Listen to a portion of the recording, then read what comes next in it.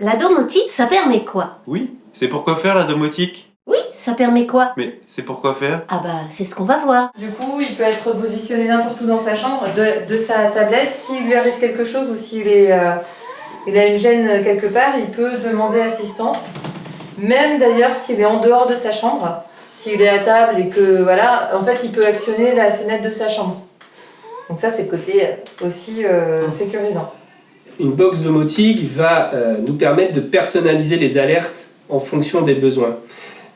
La personne qui va avoir besoin d'un signal sonore dans son appartement va pouvoir utiliser une box domotique en cas d'incendie, par exemple. Les réglages, voilà, sont personnalisés selon les résidents. Il y en a qui ont la lumière, il y en a qui se réveillent la nuit, la lumière s'allume automatiquement pour pouvoir se déplacer. Il y en a d'autres simplement pour éviter les chutes, que ça nous avertisse nous, pour qu'on va les voir directement.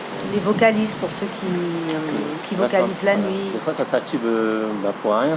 Ouais, c'est un peu sensible pour certaines choses, c'est un peu sensible. Ouais. Il y a un résident qui bouge, des fois ça juste pour un tout petit mouvement, en fait le résident il est en train de dormir, mais ça nous indique comme quoi le résident est réveillé, mais non.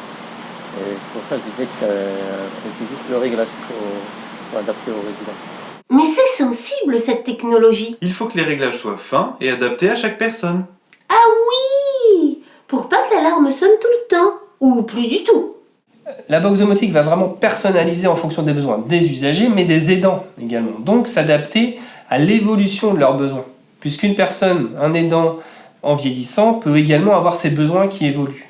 Et là, on n'a pas à rechanger d'infrastructure puisque le matériel qu'on a choisi est évolutif. De la même façon, pour un usager qui va avoir des capacités qui vont évoluer.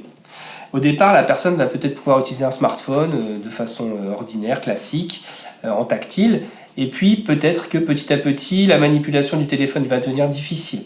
Alors, elle va pouvoir peut-être utiliser sa voix ou utiliser un contacteur, toujours avec son smartphone. Et puis, si le smartphone n'est vraiment plus possible, alors on va peut-être pouvoir passer à un autre matériel.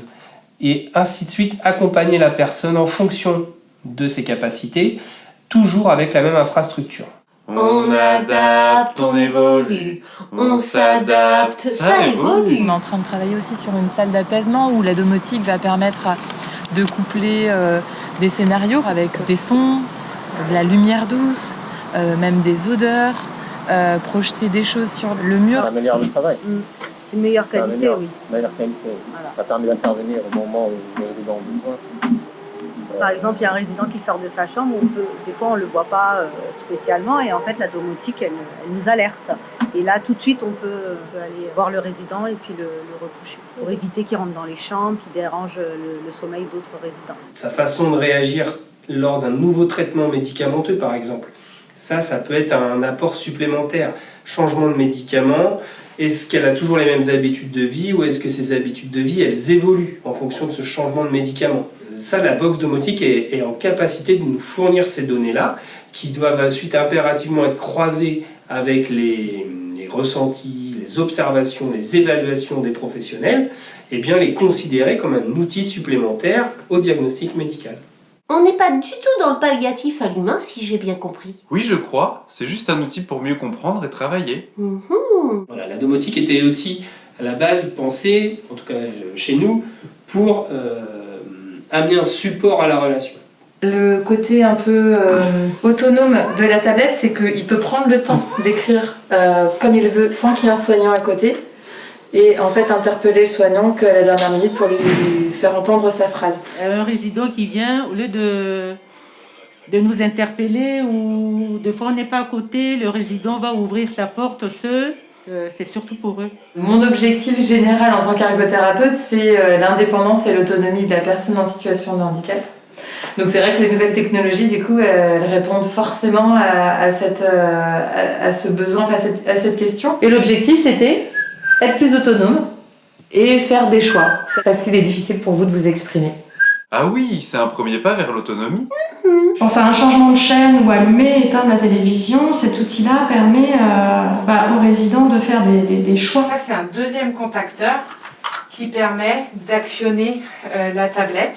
Et comme elle aime bien l'ambiance, et puis elle est fière quand elle allume sa radio pour nous montrer qu'elle sait faire C'est vraiment une chose agréable pour elle. Et des fois, on suppose, c'est pas tout à fait ça. Avec la domotique, c'est vrai que la résidente nous montre vraiment ce qu'il veut. C'est pas nous qui allons faire à la place de. Dis, tu crois qu'on gagne du temps avec cet outil? Et de l'argent? En termes de gain de temps, je ne suis pas sûr que la domotique ce soit l'objectif.